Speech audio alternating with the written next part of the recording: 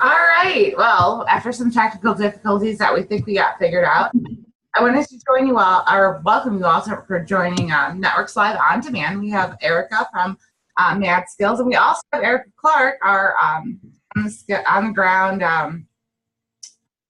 sorry, careers manager with Blue Star Families. So, Erica, you want to tell us about yourself and tell us about Mad Skills? Yes, my name is Erica McManus. I am an Army spouse, and I am actually co-founder of Mad Skills. And we launched about 18 months ago, myself and another Army spouse. And what we do, we'll talk about, I guess, for the next about 30 minutes, but really short overview of that is we are creating virtual work opportunities for military spouses by engaging in relationships with customers who come to us to build their virtual teams. So what that means is they come to us knowing that we have access to build very skilled and professional military spouses in a various different types of skill sets and industries. And we're specializing in admin, marketing, and tech positions. So the customer comes to us, tells us what type of position they need. It could be content development, program manager, audio engineer, all these really cool things that they come to us knowing that we have spouses that can do these virtually. We find the spouse, we create and manage the team, and that's what we do every single day. Great. I did want to go over a few things. If you have any questions, you can ask them in the question and answer tab, or you can use the chat feature. If you also are joining us live on Facebook, you can use the comment section, and we'll make sure that we get those questions to Erica. All right. So also, some of the stuff we're going to talk about today is navigating virtual work. We have 4 talking points. We're going to just talk about the views on virtual work, some scams, translating your skill sets, and success tips for working virtually, because it's actually a lot harder than you think it is. I also kind of wanted to touch a little bit on MLMs, which is like multi-marketing, and basically for a long time, multi-marketing was the only thing that was available to military spouses that wanted to work virtually or flexible or work in a flexible environment. That is not the case anymore. Erica, do you have anything to say about traditional views on what military spouses can do virtually these days? Yeah, I think one of my first experiences working virtually was I was a part of a multi-level marketing company. I think most military spouses fall in that category at some point in their adventure as a military spouse because, like you said, it's there, it's flexible, it's your own work hours. So it was kind of this default mechanism. And I know spouses who have killed it and have made incomes that blow the active duty spouse's income out of the water. I think those are farther and few between. And then there are some that, like you just struggle day in and day out. So I am continually encouraged that virtual work opportunities are continuing to emerge in different opportunities and in different ways. Because I think that just continues to give different outlets for people to shine where they're good at. Different types of opportunities in different industries that spouses may have this really cool skill set. They're like, well, I have 7 PhDs and I'm never going to be able to work. And that's not true anymore. There are opportunities out there. I think one of the challenges is people limiting what they think spouses know how to do. You guys know, I know from working with military spouses daily for however many years, whether it's my own network or now as a business owner, is spouses fit in any corporation, in any type of professional industry, anywhere. Like they're really no different than their civilian counterpart who may have the same skill set, other than they struggle with that match of that nomadic lifestyle. So I really always like to challenge even us, each other as spouses, to really dive into what you can do and what you understand spouses can do in a virtual type space. Yeah, oh, absolutely. You're absolutely correct. I think one of the questions that we get a lot of is about scams and what we've seen, how to avoid them, what is considered like legit virtual work and not a scam. Yep. Yeah, we actually just posted a poll a couple weeks ago on our Facebook page, and it really wasn't focused on that. It was about why haven't you engaged or looked into virtual work before? And one of the biggest, we had like hundreds of comments on this poll, which was super exciting to see that kind of engagement. But the biggest one was, I don't know how to judge what's real or not, or I've been burned so many times, like I don't believe in virtual work. I don't think there's anything legit out there. So I think we talked when we were talking about this session, like there are different types of red flags and indicators. What are some of the ones that you guys see the most, or like you talk to families most about? Like if they want you to upfront $700 before they will hire you or not, like do you guys see those things come through? Yes. All the time. All the time. I always tell spouses, if they're asking you for money up front, it's probably not legitimate, and to make sure you do your research as the emails are coming through. If there's typos or grammatical errors on the emails, it's something really big to look into. Search for people on LinkedIn. Just do your research and be really studious about it. Yeah. We've seen emails, or people get really creative with emails when they reach out to you. Like I know personally, like people reaching out to me on LinkedIn or through Gmail, which end up being scams, is it may see careers at, and then it looks like it's legit, but if you look at it, like the word science may be spelled wrong, or like even in the email coming to you, if you're just looking at it really quick, it may look legit, but if you really look, you're like, their email is spelled wrong. Like that should be a really big indication that something is probably not quite accurate.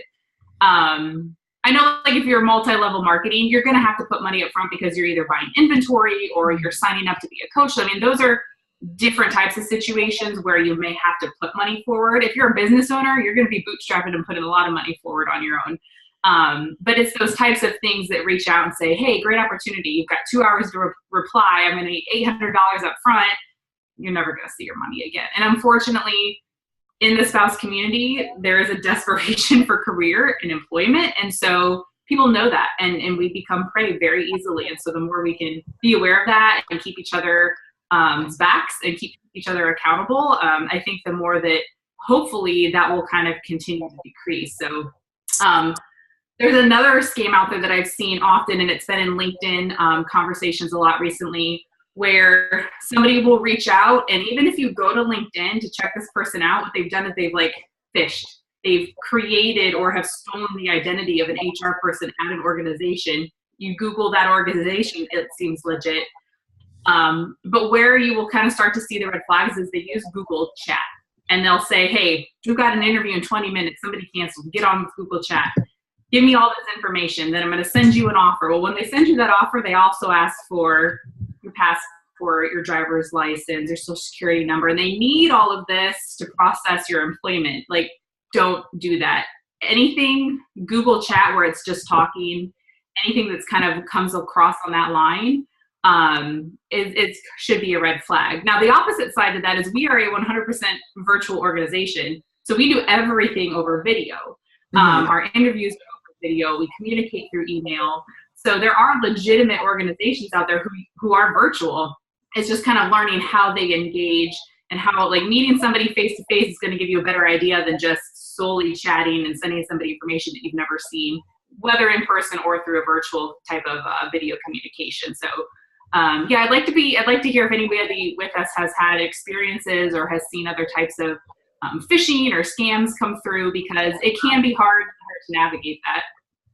It is. I mean, we see them all the time, especially people reach out after the fact and say, this company didn't get back to me. Do you know who they are? And they'll say, we weren't sure. We don't work with them. So I mean, unfortunately, we don't really have an answer for that. Erica, what about you? And as a career manager, I always tell my spouses, in slightest to have somebody else look at it for you. Yeah, that's the whole having each other's back thing, right? Like, hey, take a look at this, or sending it to you as running career, kind of the network avenue at Blue Star Families. People are going to have experiences and be able to give feedback. I was in a conversation in LinkedIn where somebody was really excited. They're like, hey, I got this amazing job offer. They asked me to meet them in a Google chat room in 20 minutes.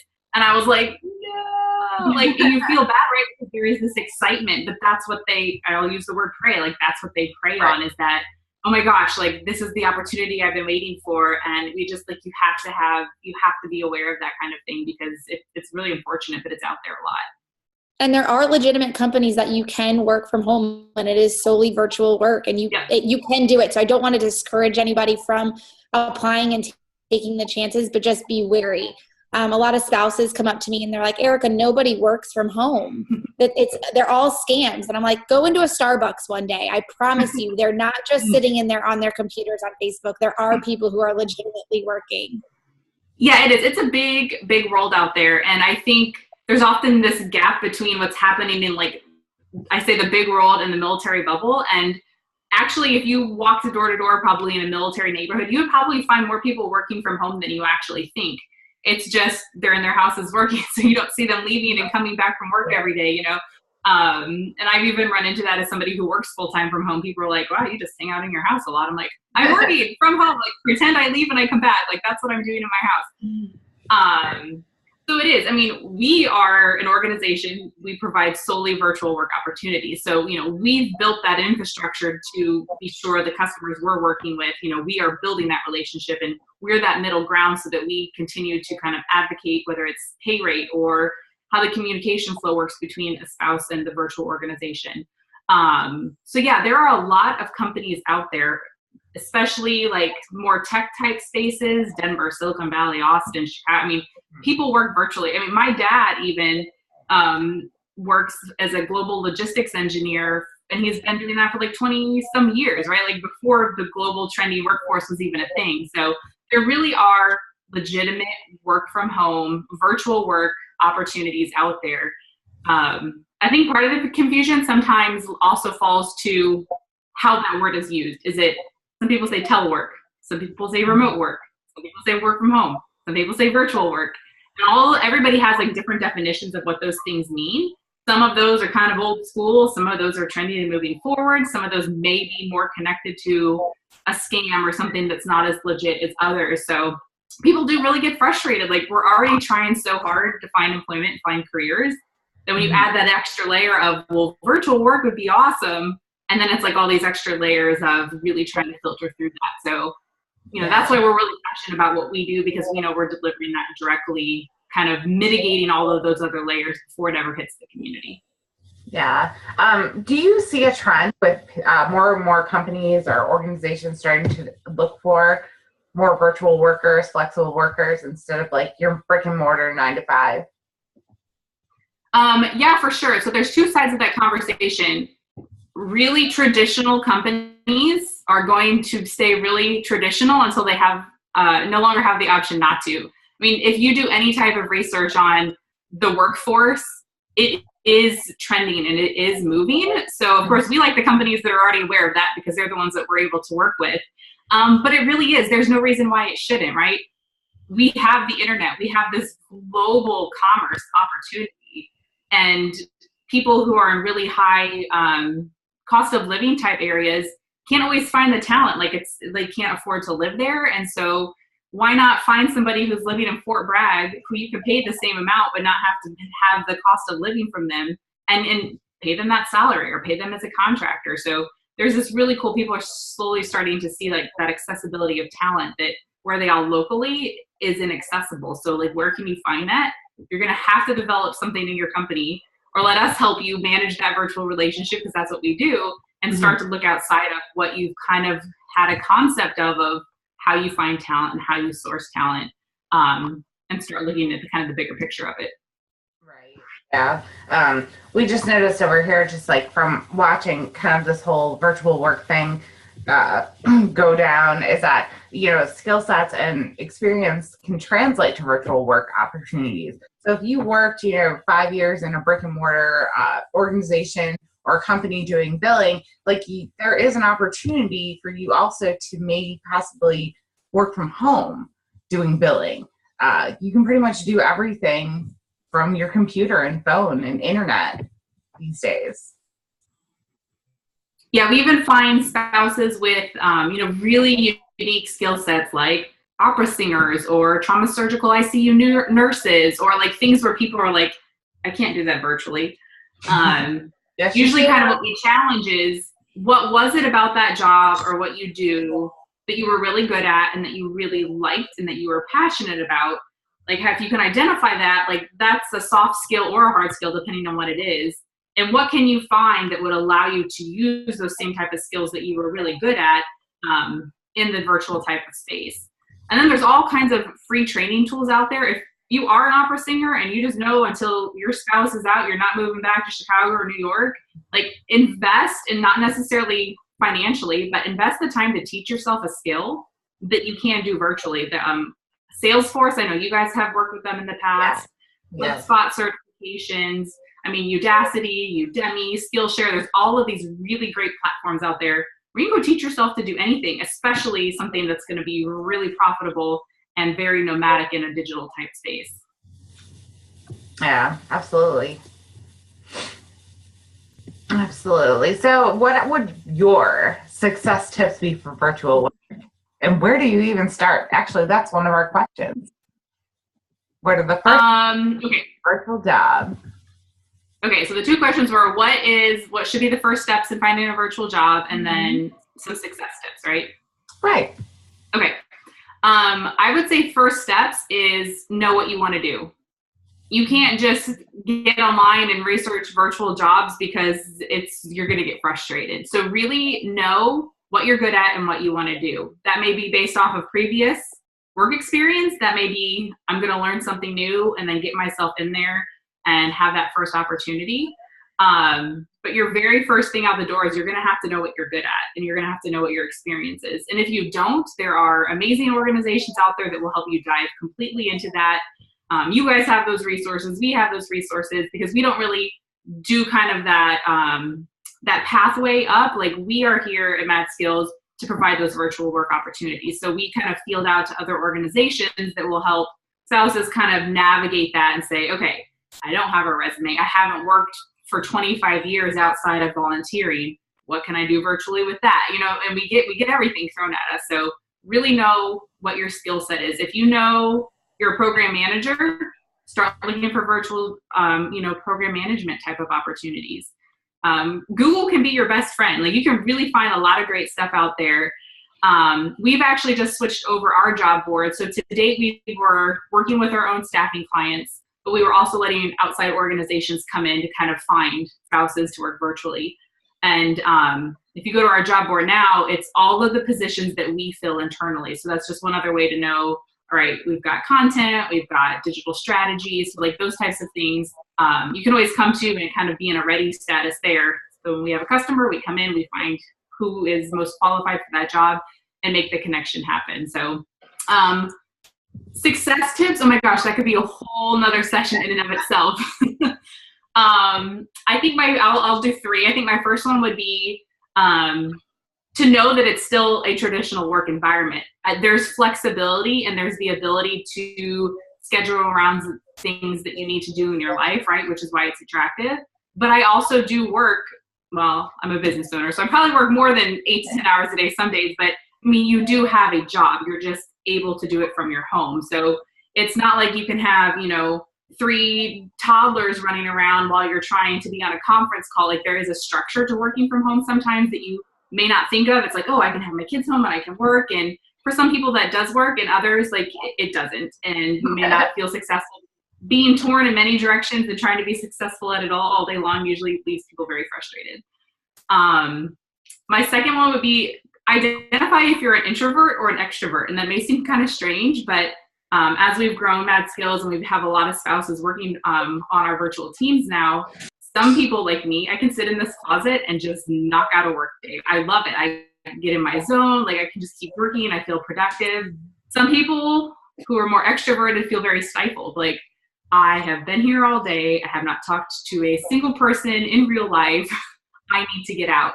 And so there's like co-working opportunities to leave your house and go work from a coffee shop. Like, knowing who you are and kind of how you work best is actually really critical to having like successful work from home experience.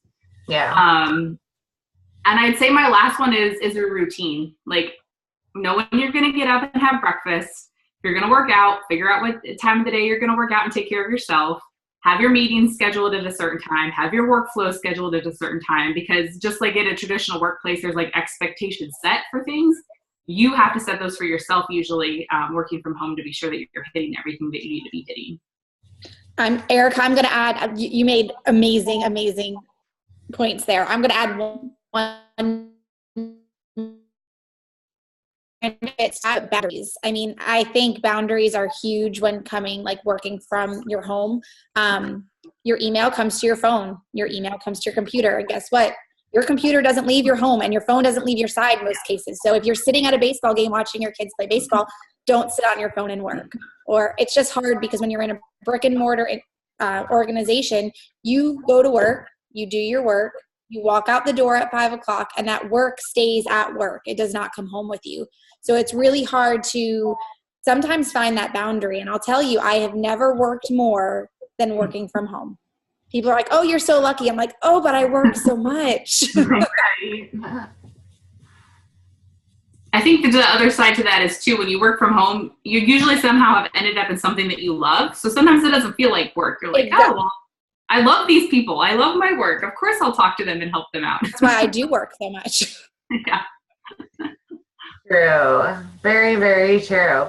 All right. Well, I'm going to wait around and see if we've got any questions. If anyone has any questions for Erica or me, the chat feature, or you can use the question and answer box.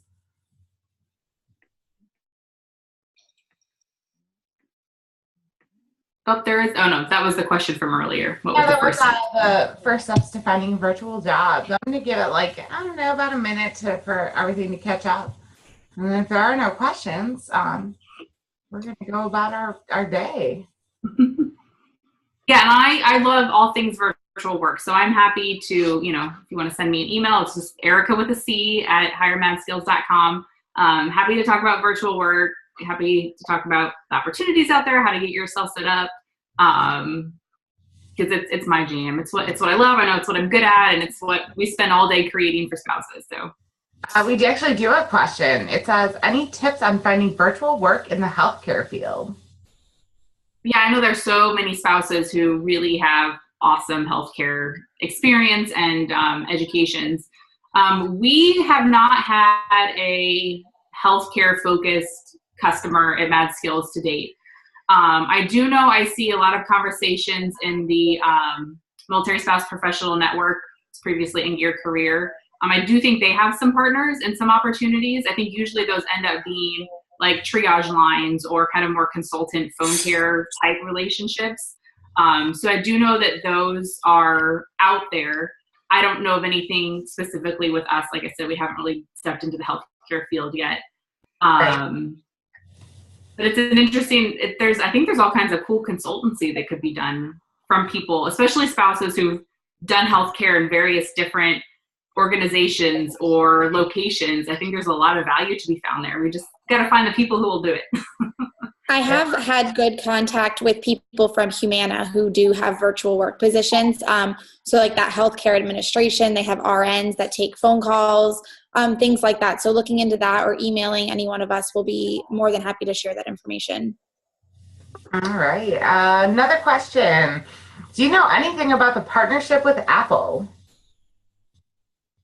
Do you guys have a partnership with Apple? I don't. I think that is something to do with, can you clarify, Pam? I do know that they have like customer care work from home positions. And I actually know a spouse who was with them and continued to kind of build up her career with them for a really long time. I don't know. I don't have any direct connections. Like we haven't done anything with Apple directly.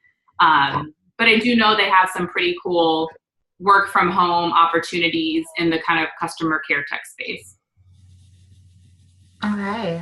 Another one. What advice do you have for military spouses who may have recently left the senior executive management positions or very high level positions? I am a huge proponent of the startup space. There are a lot of emerging organizations, whether it's the tech space or, again, I said like Silicon Valley, Denver, Austin, like all these places who have really growing emerging companies. And they source and they look for people with experience. Like, I don't know, Lori, I'm not sure what your skill set is, if it's marketing or business development or, just C-suite leadership or something, but there are a lot of opportunities to connect out, and those kind of companies really look for them. The other side of that is, as you've probably seen if you're asking that question, is a lot of those more traditional organizations that have those high-level management positions are traditional. So they're haven't really quite come around yet to the idea of having a whole department, executive leadership working from home if the whole department is sitting in an office space. So there is some disconnect there that I do see. But again, if you guys are on LinkedIn, there are a lot of opportunities to search for jobs, connect with people, build networks. Really, that's how, no matter who you talk to, when you just apply for jobs or you're not going to beat the ATS systems, like it really is kind of making those connections and reaching out directly. Awesome. You may or may not know the answer to this question. I'm going to ask it. If you don't, no problem. Okay. We're going to go and hold on one second. It said, how do you decide what's fair pay for freelance jobs? Do you dip into that at all as far as fair pay or? You mean if somebody is freelancing or for us as an organization? Right. I guess for somebody, probably both. I think if you're a freelancer and you're out there on your own and you're bringing in consultants or doing design work or whatever you're doing, position yourself competitively in the market. That's my first tip. I think spouses often try to downplay what they want to charge because they feel somehow they don't deserve. If a graphic designer, out in the normal world charges $65 an hour or $35 an hour, depending on what your skill set is, then charge that amount. It positions you in the place that you want to be in. And I think that comes from a place where a lot of us have volunteered for years. We're like, $20 an hour sounds awesome, even though I'm a senior executive and I should be making $80 an hour. I'll take 20. Right. So do some research. If you're not in your space and you really do feel like you're just freelancing and you haven't really been in the market, use sites like Glassdoor.com. There are ways out there to kind of research and position yourself. For how we kind of negotiate our pay structures between our customers and our spouses is some of the same, right? What are the industry norms? What will our customers pay? That allows a spouse to actually bring in an income. There's no $8 an hour jobs happening here. Because again, that professional skill set should demand a professional level of pay. So I think the more we as a community start to level that up, and it's going to be slow because there's just so many stereotypes and mindsets out there about what spouses do and how much they should be paid. Should they be paid at all? Should they be lifetime volunteers? Very personal journey. And I think there's a lot of cool opportunities for all of us to start to be able to make those decisions more personally and not feel like we're being pushed or kind of pigeonholed into one or the other. Awesome. Yeah, I just saw Lori had commented the hardest part is being Oconus. And Lori, I actually talked to a military spouse yesterday who was calling me from Belgium. It was a work. I was very taken aback when she said, I'm in Belgium and our time difference is a little different. And I was like, oh, okay, all right. But, oh my gosh, Lori's in Japan. It's 3:30 in the morning there. Oh my goodness, girl. Lori, go to sleep. Awesome. Well, Erica, how can people get a hold of you? Not Erica Clark. So I said my email is Erica, ERICA, at Hire Mad Skills, and that is Mad Skills with an S, not a Z.com. We have a really fun, engaged Facebook community, and that's Mad Skills or Hire_Mad Skills if you use the little @ symbol to find us and tag us.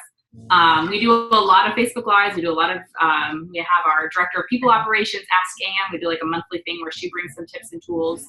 And then our website is HireMadSkills.com. And like I said, our job board just switched over today to fill all the buckets of positions that we place for our customers. And that's where you can find me.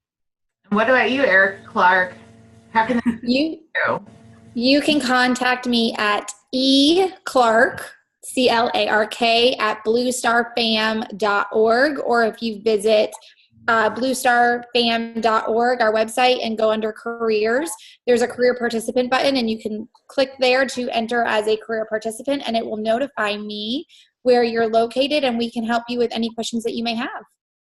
Awesome. And I can be reached at ljones@bluestarfam.org. And I think that is it. Or anything. Awesome. Thank you, everybody. And all of this information will be also in the description.